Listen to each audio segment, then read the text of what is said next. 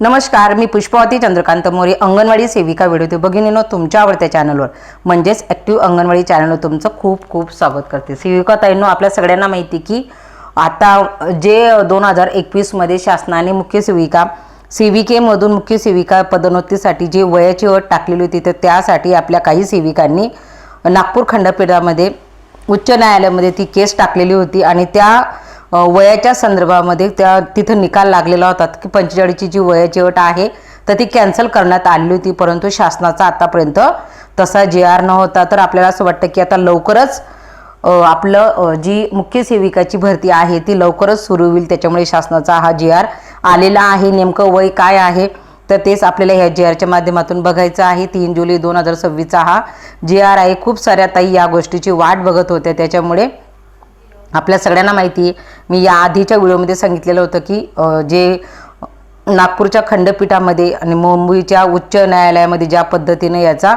निकाल लागलेला आहे तो व्हिडिओच्या माध्यमातून सांगितलेला होता, परंतु शासनाचा आतापर्यंत JR नव्हता। तर शासनाचा आता हा JR 3 जुलै रोजी निघालेला आहे, कारण की 65 वयापर्यंत अंगणवाडी सेविका म्हणून जर काम करू शकतात तर 58 वर्ष सेवानिवृत्तीचं वय मुख्य सेविकेचं असतं।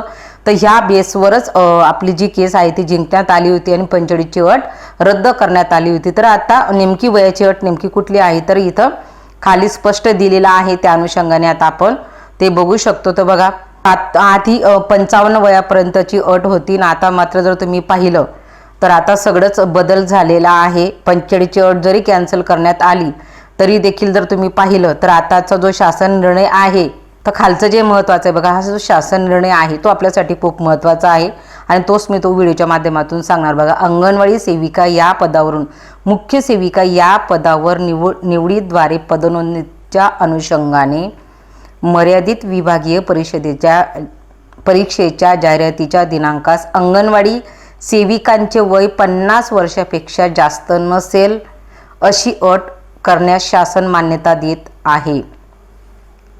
याबाबत सेवा प्रवेश नियमांमध्ये आवश्यक ते बदल यथावश्यक करण्यात येतील आणि सदर शासन निर्णय महाराष्ट्र शासनाच्या www.महाराष्ट्र.gov.in या संकेतस्थळावर उपलब्ध करण्यात आलेला असून त्याचा संगणक संकेतांक देखील दिलेला आहे आणि हा शासनाचा आदेश बघा, महाराष्ट्र राज्यपाल यांच्या आदेशानुसार व नावाने, म्हणजे आता 50 वर्ष वय ज्यांचं 50 वर्ष वय आहे ते पण जाहिरात निघाल्याच्या पर्यंत तुमचं वय 50 वर्षाच्या वर जर गेलं तर नक्कीच तुम्ही आता सुपरवायझर पदासाठी पात्र नाहीत।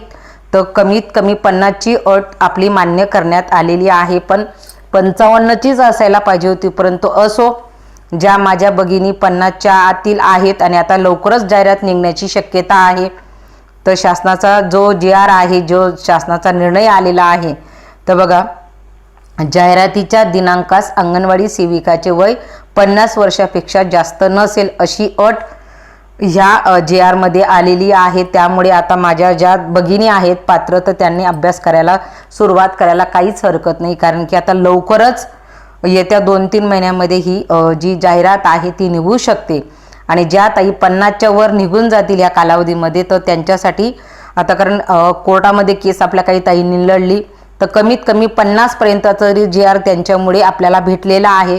त्याच्यामुळे ज्या ताईंनी याच्यासाठी एवढी मेहनत घेतली तर त्या ताईंचं खरोखर अभिनंदन, आपण त्यांचे आभार मानणं खूप महत्त्वाचं आहे।